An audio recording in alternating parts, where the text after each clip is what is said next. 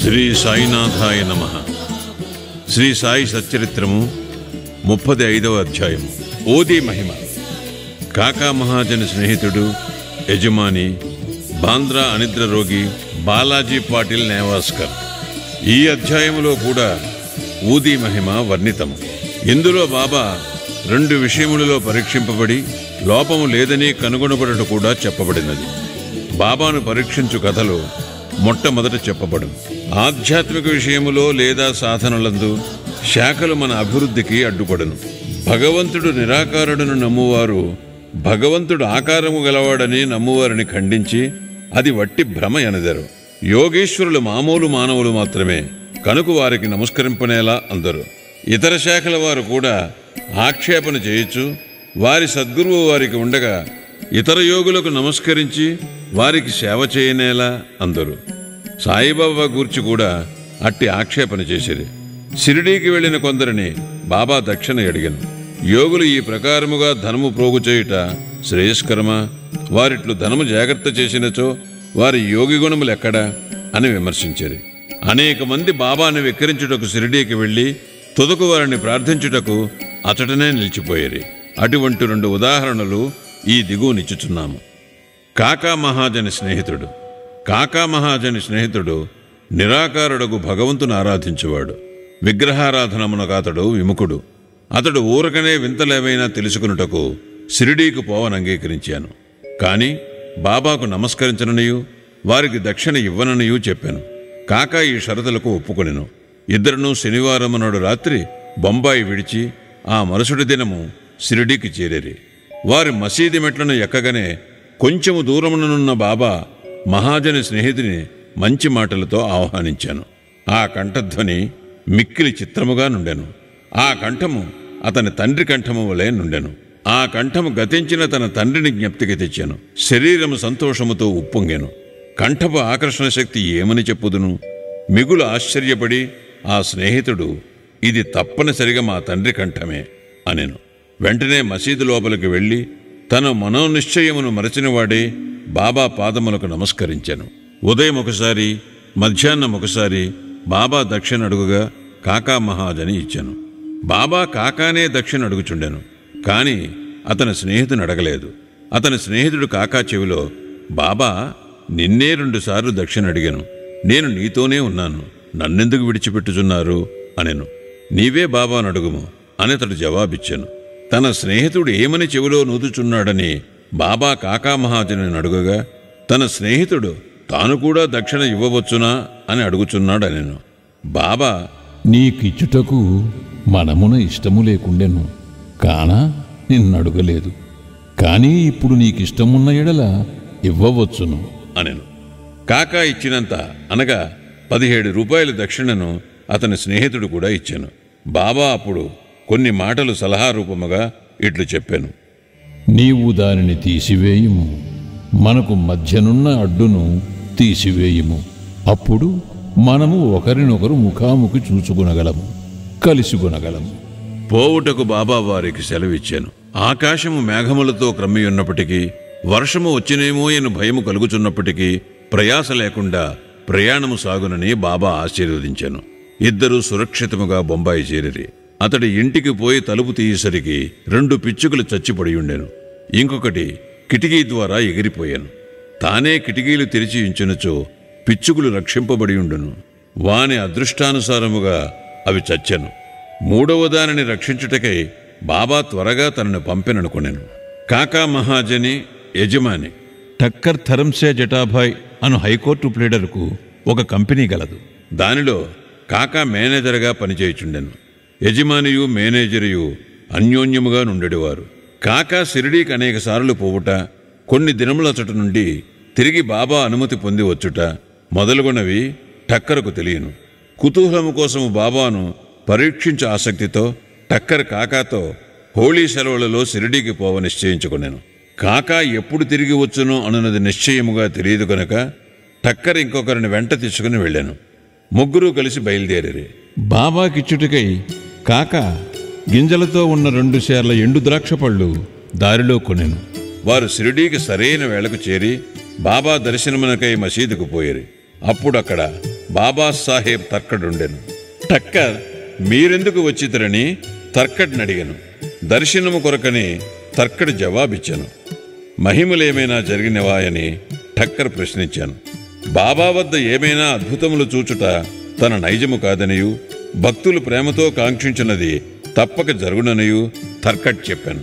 కాక బాబా పాదములకు నమస్కరించి ఎండు ద్రాక్ష పండ్లను అర్పించాను. బాబా వాణిని పంచిపెట్టుమని ఆజ్ఞాపించాను. టక్కరకు కొన్ని ద్రాక్షలు దొరికాను. అతనికి అవి తినుటకు ఇష్టము లేదు. ఎందుచేతననగా తన వైద్యుడు కడిగి శుభ్రపరచనిదే ద్రాక్షలు తినకూడదని సలహా ఇచ్చి ఉండెను. ఇప్పుడు అతనికిది సమస్యగా తోచాను. తనకు వాణిని తినుటకు ఇష్టము లేదు, కాని బాబా తినుటకు ఆజ్ఞాపించుటచే పారవేయలేకుండాను. పారవేసినట్లయితే బాగుండదని వాణిని నోటిలో వేసుకొనెను. గింజలను ఏమి చేయవలైనో తోచకుండెను. మసీదులో గింజలు ఉమ్మివేయుటకు జంకుచుండెను. తన ఇష్టములకు వ్యతిరేకముగా తుదకు గింజలు తన జేబులోనే వేసుకునెను. బాబా యోగి అయినచో తనకు ద్రాక్ష పండ్లు ఇష్టం లేదని తెలియదా? బాబా వాని నేల బలవంతముగానిచ్చెను. ఈ ఆలోచన అతని మనస్సును తట్టగానే బాబా ఇంకనూ మరికొన్ని ద్రాక్ష పండ్లు ఇచ్చాను. అతడు వానిని తినలేదు, చేతిలో పట్టుకొనెను. బాబా వాణిని తినమనెను. వారి ఆజ్ఞానుసారము తినగా వానిలో గింజలు లేకుండెను. అందుకతడు మిగులు ఆశ్చర్యపడెను. అద్భుతములు చూడలేదనుకొనెను. కాన అతనిపై ఈ అద్భుతము ప్రయోగించబడెను. బాబా తన మనస్సును కనిపెట్టి గింజలు గల ద్రాక్ష పండ్లను గింజలు లేనివానిగా మార్చివేశాను. ఏమి ఆశ్చర్యకరమైన శక్తి! బాబాను పరీక్షించుటకు తర్కడికెట్టి ద్రాక్షలు దొరికినని అడిగాను. గింజలతో నున్నవి దొరికినని తర్కడ్ చెప్పాను. టక్కర్ ఆశ్చర్యపడెను. తన యందు ఉద్భవించుచున్న నమ్మకము దృఢపరచుటకై బాబా యథార్థముగా యోగి అయినచో ద్రాక్ష పండ్లు మొట్టమొదట కాకాకి ఇవ్వవలని అనుకునేను. అతని మనస్సునందున్న ఈ సంగతి కూడా గ్రహించి బాబా కాకా వద్ద నుంచి ఎండు ద్రాక్షల పంపిణీ ప్రారంభింపవలేనని ఆజ్ఞాపించాను. ఈ నిదర్శనముతో టక్కర్ సంతృష్టి చెందాను. శ్యామ టక్కరును కాకా యజమానిగా బాబాకు పరిచయం చేశాను. అందుకు బాబా ఇట్లనెను: అతడెట్లు వానికి యజమాని కాగలడు? అతని యజమాని వేరొకరు గలరు. కాకా ఈ జవాబుకు చాలా ప్రీతి చెందాను. తన మనోనిశ్చయము మరచి టక్కర్ బాబాకు నమస్కరించి వాడాకు తిరిగిపోయాను. మధ్యాహ్న హారతి అయిన పిమ్మట వారందరూ బాబా సెలవు తీసుకున్నటకు మసీదుకు పోయిరే. శ్యామ వారి పక్షమును మాట్లాడాను. బాబా ఇట్లు చెప్పదొడంగెను: ఒక చంచల మనస్సు గల పెద్ద మనుషుడుండెను. అతనికి ఆరోగ్యము ఐశ్వర్యము కూడా నుండెను. ఎట్టి విచారములు లేకుండెను. అనవసరమైన ఆరాటము పైన వేసుకొని అక్కడక్కడ తిరుగుచూ మనశ్శాంతిని పోగొట్టుకునిచుండెను. ఒక్కొక్కప్పుడు భారములన్నీ వదిలివేయుచుండెను. మరొక్కప్పుడు వానిని మోయిచుండెను. అతని మనస్సునకు నిలకడ లేకుండెను. అతని స్థితి కనిపెట్టి కనికరించి, నేను నీకిష్టము వచ్చిన చోట నీ నమ్మకము పాదుకొల్పుము. ఎందుకిట్లు భ్రమించెదవు? ఒకే చోటును ఆశ్రయించుకుని నిలకడగా ఉండుము. వెంటనే టక్కర్ ఇదంతయు తన గూర్చియే అని గ్రహించాను. కాకా కూడా తన వెంట రావాలనని అనుకునేను. కాని కాకాకు అంత త్వరగా షిరిడీ విడిచుటకు ఆజ్ఞ దొరుకునని ఎవ్వరూ అనుకొనలేదు. బాబా దీనిని కూడా కనుగొని కాకాను అతని యజమానితో పోవుటకు అనుజ్ఞనిచ్చాను. ఈ విధముగా బాబా సర్వజ్ఞుడనుటకు టక్కర్కి ఇంకొక నిదర్శనము దొరికాను. బాబా కాకాను 15 రూపాయలు దక్షిణ అడిగి పుచ్చుకొని అతనికిట్లని చెప్పాను: నేను 1 రూపాయి దక్షిణ ఎవరి వద్ద నుంచి గాని తీసుకునినచో దానికి 10 రెట్లు ఇవ్వవలను. నేను ఊరక ఏమీ తీసుకొనను. యుక్తాయుక్తములు తెలియకుండా నేనెవరినీ అడుగను. ఫకీరు ఎవరిని చూపునో వారి వద్దనే నేను తీసుకుందును. ఎవరైనా ఫకీరుకు గత జన్మ నుంచి బాకీ ఉన్నచో వాని వద్దనే ధనము పుచ్చుకుందును. దానము చేయువాడిచ్చున్నది ప్రస్తుతము విత్తనములు నాటుట వంటిది. అది మునుముందు గొప్ప పంట అనుభవించుట కొరకే. ధర్మము చేయుటకు ధనము ఉపయోగించవలను. దానిని సొంతమునకు వాడుకొనినా అది వ్యర్థమైపోవును. గత జన్మలో నీవిచ్చియుంటేనే గాని నీవిప్పుడు అనుభవించలేవు. కనుక ధనమును పొందవలను అనినచో దానిని ప్రస్తుతము ఇతరులకిచ్చుటే సరి అయిన మార్గము. దక్షిణ ఇచ్చుచున్నచో వైరాగ్యము పెరుగును. దానివలన భక్తి జ్ఞానములు కలుగును. 1 రూపాయినిచ్చి 10 రూపాయలు పొందవచ్చును. ఈ మాటలు విని టక్కర్ తన నిశ్చయమును మరచి 15 రూపాయలు బాబా చేతిలో పెట్టాను. షిరిడీకి వచ్చుట మేలైనదనుకున్నాను. ఏలన అతని సంశయములన్నీ తొలగాను. అతడెంతో నేర్చుకున్నాను. అటువంటి వారి విషయములలో బాబా ప్రయోగించే యుక్తి మిక్కిలి అమోఘమైనది. అన్నీ బాబాయే చేయుచున్నను దేనియందు అభిమానముంచలేదు. ఎవరైనను నమస్కరించినను నమస్కరించకపోయినను దక్షిణ ఇచ్చినను ఈయకునను తనకందరూ సమానమే. బాబా ఎవరినీ అవమానించలేదు. తనను పూజించినందుకు బాబా గర్వించేవారు కాదు, తనను పూజించలేదని విచారించేవారు కాదు. వారు ద్వంద్వాతీతులు. నిద్రపట్టని రోగము. బాంద్రా నివాసి కాయస్థ ప్రభుకులమునకు చెందిన ఒక పెద్ద మనుషుడు చాలా కాలం నిద్రపట్టక బాధపడుచుండేవాడు. నిద్రించుటకై నడుము వాల్చగానే గతించిన తన తండ్రి స్వప్నములో కనిపించి తీవ్రముగా తిట్టుచుండెడివాడు. ఇది అతని నిద్రను భంగపరిచి రాత్రి యందు అస్థిరునిగా చేయుచుండెను. ప్రతిరోజూ ఇట్లు జరిగి ఏమి చేయుటకు తోచకుండెను. ఒకనాడతడు బాబా భక్తునితో ఈ విషయం మాట్లాడెను. బాబా ఊదియే దీనిని తప్పనిసరిగా బాగుచేయునని అతడు సలహా ఇచ్చాను. అతడు వానికి కొంత ఊదినిచ్చి ప్రతిరోజూ నిద్రించుటకు ముందు కొంచెము నుదుటికి రాసుకుని మిగతా పొట్లమును తల కింద దిండుకు దిగువ పెట్టుకొనమనెను. ఇట్లు చేసిన పిమ్మట సంతోషము ఆశ్చర్యము కలుగునట్లు అతనికి మంచి నిద్ర పట్టాను. ఎట్టి చికాకు లేకుండాను. అతడు సాయిని నిత్యము స్మరించుచుండెను. సాయిబాబా పటమును తెచ్చి గోడపై వ్రేలాడదీశాను. దానిని ప్రతిరోజు పూజించుచుండెను. గురువారము నాడు పూలమాల వేయుచుండెను. నైవేద్యం సమర్పించుచుండెను. పిమ్మట అతని వ్యాధి పూర్తిగా తగ్గిపోయాను. బాలాజీ పాటిల్ నేవాస్కర్. ఇతడు బాబాకు గొప్ప భక్తుడు. ఇతడు ఫలాపేక్ష లేకుండా చాలా మంచి సేవ చేశాను. ఇతడు షిరిడీలో బాబా ఏ ఏ మార్గముల ద్వారా పోవుచుండెనో వానినన్నిటినీ తుడిచి శుభ్రము చేయుచుండెను. అతని అనంతరము ఈ పని రాధాకృష్ణమాయి అతి శుభ్రముగా నెరవేర్చుచుండెను. ఆమె తరువాత అబ్దుల్లా చేయుచుండెను. బాలాజీ ప్రతి సంవత్సరము పంట కోయగానే దానినంతయు తెచ్చి బాబా కర్పితము చేయుచుండెను. అతడు బాబా ఇచ్చిన దానితో తన కుటుంబమును పోషించుకునివాడు. ఈ ప్రకారముగా అతడు చాలా సంవత్సరములు చేశాను. అతని తరువాత అతని కుమారుడు దానిని అవలంబించాను. ఊదీ ప్రభావము.